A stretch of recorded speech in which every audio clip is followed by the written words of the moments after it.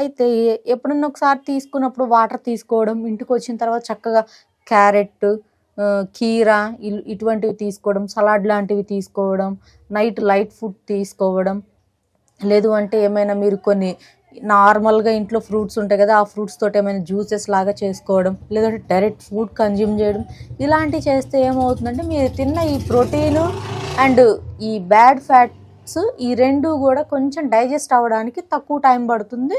And వెంటనే digest అయిపోయి మీకు ఈ స్మెల్ ఇది రాకుండా ఉంటుంది. ఇది ఒకటి. మరి కొంతమందికి రెగ్యులర్లీ మోషన్ అవుతుందండి, బట్ అయినా కూడా ఎక్కువ స్మెల్ వస్తుంది అని చెప్పి అనని అడుగున్నారు. సో వీళ్ళకేంటి, మిల్క్ తీసుకుంటూ ఉంటారు.